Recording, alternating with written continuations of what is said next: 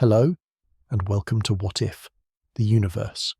Welcome back to this quiet place, this shared space we have built together, you and I, far from the noise and the hurry, far from the demands and the distractions of the world. Find that comfortable place, the one that feels like a sigh of relief. Settle in. Let your shoulders fall just gently. Feel the weight of the day, all the things you've carried, all the thoughts that have raced through your mind. Just let them begin to lift. Let them dissolve into the soft air around you. This is a place for wonder, a sanctuary for the soft, quiet questions that wait for us in the stillness of the night, the ones that whisper to us when we finally grow still. If you are new here, we welcome you with a quiet heart. We are a fellowship of watchers, a community of listeners, a gathering of souls from all corners of this beautiful spinning earth. It has become a small, gentle tradition here, a simple way of connecting our quiet spaces, bridging the distances between us. If you feel moved to do so, we would be so grateful if you would gently press the like button and perhaps subscribe to continue this journey with us. It is a small gesture, but it helps this sanctuary grow, and in the comments, if you wish, perhaps you could share where you are listening from and what time it is for you. It is a wondrous thing, isn't it? To pause and imagine all of these separate points of light, all of these individual souls in different cities, in different nations, under different skies, some in the deep of night, some in the bright of morning, all pausing together right now to share in a single thought, a single peaceful moment. Tonight, we're going on another journey, a quiet exploration. We're going to drift into one of the largest questions, perhaps the largest question that we can possibly ask. We look up at the night sky, and we see an ocean of impossibility. We see light that has travelled for millions, even billions of years, just to touch your eye right now. We feel a profound, dizzying smallness, but also, if we're quiet enough, a profound connection. Science, our best tool for understanding the how, has given us a story of a beginning, a point of infinite density, smaller than a single atom containing everything. A Big Bang, a cosmic explosion of unimaginable violence that hurled all of time and space and matter and energy into existence. It is a story of chaos, of accident, of random chance and cold, impersonal physical law, coalescing over billions of years to create the intricate dance of galaxies, the fiery birth of stars, the silent spinning of planets, and eventually, on at least one small, wet, blue world, you. It is a magnificent story. It is a story of fire and ice, of chance and necessity. But what if? What if it is not the whole story? What if that beginning, that singularity, was not an accident? What if it was an intention?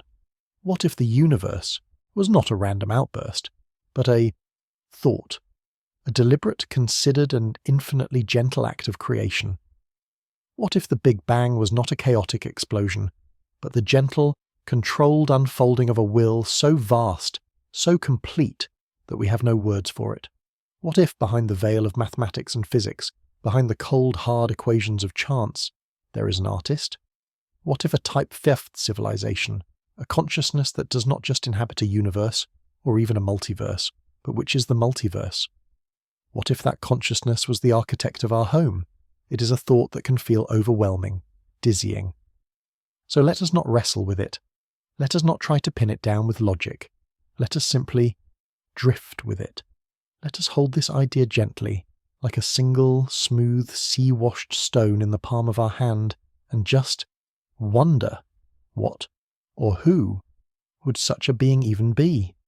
Our minds, yours and mine, we are built to understand this world. We are built to navigate 3 dimensions of space, and one, just one, direction of time. We try to categorize, to label. We have this human scale, this Kardashev scale, born of our own ideas of progress and energy. A type of civilization, we say, controls a planet, all the energy of its world. A type 2, a star, perhaps building a great sphere around it to capture every ray of light. A type Tethys, a galaxy, harnessing the power of billions of stars. A type 4, perhaps, a universe, able to manipulate the very fabric of space-time itself. These ideas are already staggering. They are beyond our comprehension. But a Type 5, this is something else entirely. This is not a category on the same scale. This is a leap into a different kind of existence. This is not a being in the cosmos. This is a being that contains the cosmos. Imagine, for a moment, imagine a library that contains not only every book ever written, but every book that could be written, every possible story, every variation, every dead end, every alternate ending, every character's complete unwritten biography, every fleeting thought of every author. Now imagine that each book, each word, is an entire universe, with its own unique laws, its own complete history, its own story, its own beginning and end. Our universe, our entire vast, seemingly infinite cosmos, with its hundreds of billions of galaxies, is just one book, perhaps one page, one sentence on one page, in one book on one shelf, in one aisle of this infinite endless library. A Type V civilization is not the librarian walking the halls. It is not the architect who designed the building. It is the library itself. It is the mind that dreamt the library into being. It is the concept of language that makes a book possible. This is a consciousness that exists outside of time because it invented time. Time is a tool for it, a way to tell a story, to create a before and an after. It exists outside of space because it imagined space. Space is the canvas it prepared. It is the painter, the canvas, and the paint all at once. It is the composer of a symphony that includes every possible note, every possible chord, every possible silence, all playing at once in a way that we cannot fathom, and yet, to its mind, it is all in perfect sublime harmony. This presence, would not be a collection of individuals like our civilizations. It would not be a they. It would be a single, unified, all-encompassing consciousness. And all that is, a mind that encompasses every possibility, every timeline, every quantum fluctuation, every choice you didn't make. It would know the fate of every star, the precise spin of every electron, the fall of every leaf on every world, the content of every dream you have ever had. Not because it is watching you with a telescope, but because, in some profound, unimaginable way, it is you. It is the star. It is the leaf. It is the fabric from which all things, all thoughts, all moments are cut. And so, the quiet, persistent question echoes in the stillness. Why? Why would it do this? Why would a being that is everything, that is complete, perfect, infinite, and whole, bother to create? Why would it dream this specific, intricate, beautiful, and often painful dream? The one that contains you. An infinite being knows everything. It experiences everything, all at once. It is everything. There is no mystery to it. There is no surprise. There is no other. There is no one to talk to, no one to share a new idea with, no one to love. There is only the self, an infinite, perfect, and perhaps an utterly profoundly solitary self. Imagine knowing every outcome of every event forever. Imagine a story where you have already read every word and you are every word. The joy of discovery is impossible. What would such a being long for? What would it desire, this mind that contains all desire? Perhaps it would desire surprise. It would desire imperfection. It would desire a story that it does not quite know the ending to. It would long to create something other than itself. Something that could, even for a moment, be truly free. So it would set a stage. It would design a game with rules. It would paint a masterpiece, not by controlling every single brushstroke, but by mixing the paints, choosing the canvas, and then letting go. It would create rules. We call them the laws of physics, gravity, electromagnetism, the strong and weak nuclear forces, the delicate, precise dance of particles. It would pour its own being, its own logic, into these laws, imbuing them with the potential for infinite complexity, for emergence, for surprise. And then it would do the hardest thing, the one thing that requires true power. It would set it all in motion, that single, perfect seed, and it would wait. It would impose a limit upon itself. It would allow itself to forget. It would give its creation the one thing it could not have for itself, the gift of true unknowing. It would create us, beings who are not infinite, beings who are bound by time, beings who live in a sliver of light between a past we cannot change and a future we cannot see. Beings who can experience the sweet, aching joy of discovery, the sharp sting of loss, the electric thrill of a new idea. We are perhaps the universe's way, the Creator's way, of forgetting itself just for a moment, so that it can have the unparalleled joy of remembering. You, in your beautiful, fragile imperfection, in your struggles, in your questions, in your capacity for joy and wonder. You are the answer to the loneliness of infinity. You're the surprise. You're the other that the all has always dreamed of. Think about the world around you right now, the seemingly solid floor beneath you, the chair that holds you, the air you are breathing, this invisible ocean you move through. These things feel so real, so fundamental, so separate from you. But our own science, our best attempt to understand the rules of the garden, tells us a different story. It tells us these solid things are mostly empty space, a shimmering dance of energy, a vibration in a field. What if these fields, these laws of physics, what if they are the code? What if our universe is in some way a simulation? That word sounds so cold, so distant, so mechanical. Let us use a gentler word, a word that feels more true to the artist. What if our universe is a dream, or a poem, or a vast, intricate piece of music? The architect, this type of mind, did not build our world with bricks and mortar, with hammers and nails. It built it with ideas. It built it with mathematics. The laws of physics are the rules of the poem's rhyme scheme, the meter of the verse, the fundamental constants of nature, the speed of light, the charge of an electron. These are the key signature of the symphony, and it is a symphony tuned just for us. You may have heard of this fine-tuning, this delicate, improbable, razor's edge balance. It is a thing that keeps our scientists awake at night. If gravity, the force that holds you to the earth and the earth to the sun, if it were just a tiny bit stronger, the universe would have collapsed back on itself moments after its birth, a story over before it began. If it were just a tiny bit weaker, galaxies and stars and planets never would have formed. Just endless, thin, cold gas. If the strong nuclear force, the glue that holds the heart of an atom together, were slightly different, by the smallest fraction, there would be no carbon, and carbon is the miracle atom, the one that can build the long, complex chains required for life. No carbon, no trees, no carbon, no you.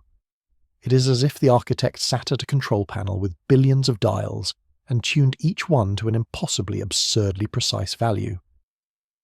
1 in 1060, a precision we cannot even imagine, all to ensure that 13 billion years down the line on a small blue planet in a quiet corner of a galaxy, consciousness could arise, that you could arise. This isn't just a machine, this is a garden too. The architect planted a single seed, the singularity, having already prepared the soil, the light, the water, the laws, knowing, with perfect foresight, that from this one seed a garden of infinite beauty and complexity would bloom, and every star, every planet, every living thing is a flower in that garden. And then, after an unimaginable expanse of time, after the fire of formation, the slow cooling of planets, the long, patient stirring of chemicals in ancient sunlit oceans, the garden bloomed. The universe, which had been a thing of physics and chemistry, a thing of rocks and gas and fire, became a thing of biology, a single cell, then two, a simple, hungry life. And then, something even more miraculous. After billions of years of evolution, of slow, patient experimentation, of fins and fur and feathers, the universe became aware of itself. Consciousness sparked, a new kind of light, the light of knowing, in you, in me, in every being that can look up at the stars and wonder, what if this fragile, fleeting, improbable spark is the entire point? What if the universe, the architect, created this vast, intricate, cosmos-sized stage, not for the spectacle of exploding stars or colliding galaxies, but for the quiet, intimate, personal experience of a single conscious thought? Your thought, right now. You're not just in the universe, a speck of dust lost within it. You are the universe. You are the part of the garden that has woken up. You are the paint that can now see the painting. You are the note that can hear the symphony. When you feel a moment of pure, unadulterated joy, when you feel the warmth of the sun on your skin, or the deep, wordless connection with someone you love, or the simple pleasure of a good meal, perhaps that is the architect. Perhaps that is the artist, experiencing its own creation through your senses. When you feel that pang of awe looking at an ancient towering tree or the vast rhythmic power of the sea, perhaps that is the architect gently, quietly, reminding you of your source, your consciousness, your brief, flickering, precious awareness, is the pinnacle of this 13 billion year project. You're not an accident, a byproduct of the system. You're the destination. You're the universe's way of knowing itself, of feeling itself, of loving itself. Your life is not a random flicker in the void. It is the very purpose for which the void was created. And so, we must ask, if this architect is so vast, so powerful, if it is the garden, is it watching us? Does it care? Does it interfere? We have these ancient stories in every culture of gods walking among humans, of divine intervention, of miracles that break the laws of nature, of voices from the sky. But perhaps, the architect's presence is quieter, more profound, more intimate. Perhaps it does not break the rules of its own garden, because it is the rules. It doesn't intervene in the laws of physics, because it is the laws of physics. It is the gravity that holds you gently in your chair. It is the steady, reliable beat of your heart. It is the electrical impulse that carries this very thought through the pathways of your mind. It is the strong force that holds your atoms together, stopping you from dissolving into mist. It is so completely present, so perfectly, intricately woven into the fabric of reality, that we mistake it for nothing. We mistake it for the background. We mistake it for just the way things are. We are like fish, swimming in the ocean, searching desperately for a thing called water. We look for the painter, and we do not realize we are looking with the painter's eyes. It does not need to send messengers, because it is the wind that rustles the leaves and the sunlight that warms your face. It does not need to write on tablets of stone, because it is the stone. It is the elegant, perfect, undeniable mathematics that describes the orbit of a planet with breathtaking precision. It is the very logic that allows you to think this thought, to follow this sentence. So, is it watching? Yes. But not as a distant, judgmental spy in the sky. It is watching as you. It is experiencing the world through you. Every choice you make, every path you take, every time you hesitate, every time you act. That is the unfolding of its creation. It is not a puppet master pulling your strings.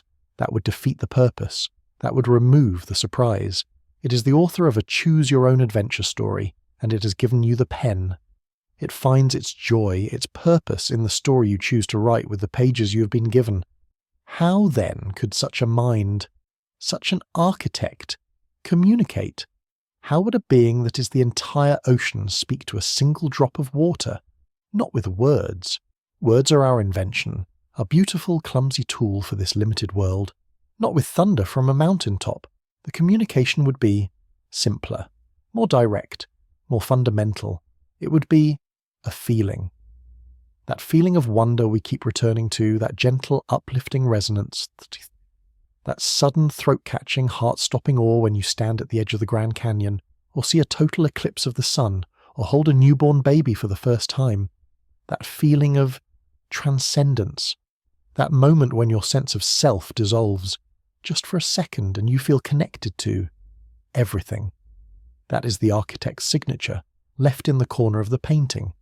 It is the feeling of home. It is the resonance, the echo deep in your bones that reminds you that you're not separate from this. You are part of this.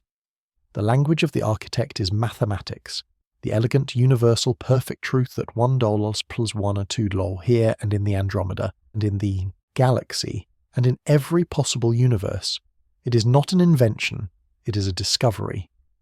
We are uncovering the source code of the dream, the very thoughts of the dreamer. It is the language of music. Why does harmony feel right? Why does a certain combination of notes, a melody, a chord, make you feel a profound, nameless joy or a deep, comforting melancholy? That is the harmony of the garden, the mathematics of the cosmos, speaking directly to your soul. And perhaps, most importantly, it is the language of love, that selfless, powerful, irrational, undeniable connection you feel to another being, that desire to protect, to nurture, to be with another. What if that is not just a chemical reaction, a biological imperative to continue the species? What if that is the architect's own nature, the nature of a being that's all about connection, about the one becoming the many and yearning to be one again, echoing inside you? The communication is not an instruction. It is not a command. It is an invitation to feel, an invitation to connect, an invitation to be, to look at the staggering beauty of the world and simply say, thank you. That feeling, that deep, quiet gratitude, that is the conversation. But we must be honest. We must walk this path gently but fully.